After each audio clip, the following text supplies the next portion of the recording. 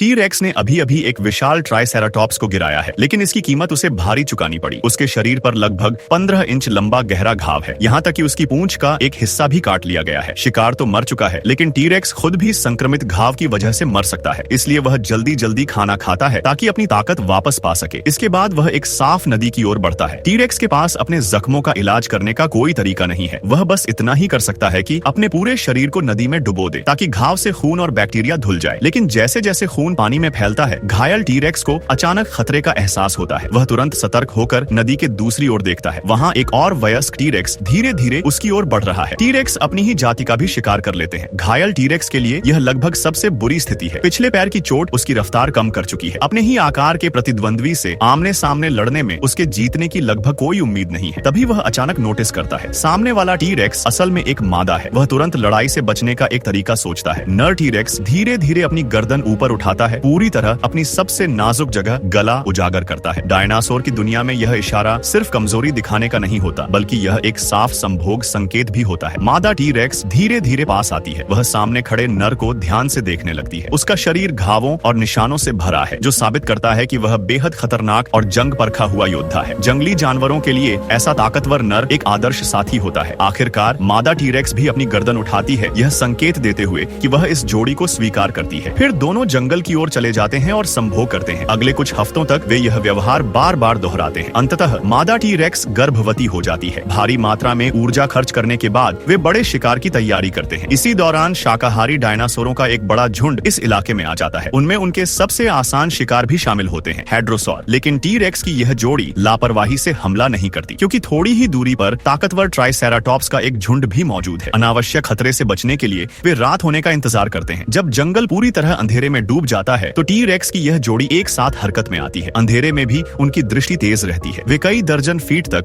अपने आसपास साफ देख सकते हैं और उनके पैरों के नीचे मोटे गद्देदार तलवे होते हैं, जिससे वे बहुत धीरे चल सकते हैं और लगभग कोई आवाज नहीं होती। इस समय हेड्रोसॉर की दृष्टि बेहद सीमित होती है। वे बस अपने पैरों के पास जमीन की ओर देख पाते हैं। यहाँ तक कि जब टी रेक्स 30 फीट की दूरी तक आ जाता है, तब भी झुंड में कोई प्रतिक्रिया नहीं होती। लेकिन टी रेक्स लापरवाही से हमला नहीं करता, वह अपनी साथी से अलग हो जाता है। जब दोनों सही जगह पर पहुंच जाते हैं तो नर टी रेक्स पहला हमला करता है। उसकी मौजूदगी पल भर में सन्नाटे को तोड़ देती है। हेड्रोसॉर का झुंड तुरंत घबरा जाता है और अफरा तफरी में भागने लगता है। उसी समय घात लगाए बैठी मादा टी रेक्स तेजी से हमला करती है। वह एक हेड्रोसॉर की गर्दन को अपने जबड़ों में जकड़ लेती है। शिकार को संघर्ष करने का मौका भी नहीं मिलता। नर टी रेक्स उसे जोर से जमीन पर पटक देता है। ऐसे ताकतवर शिकारी के सामने कोई भी साधारण शाकाहारी टिक नहीं सकता। आखिरकार वह हेड्रोसॉर टी रेक्स की जोड़ी का शिकार बन जाता है।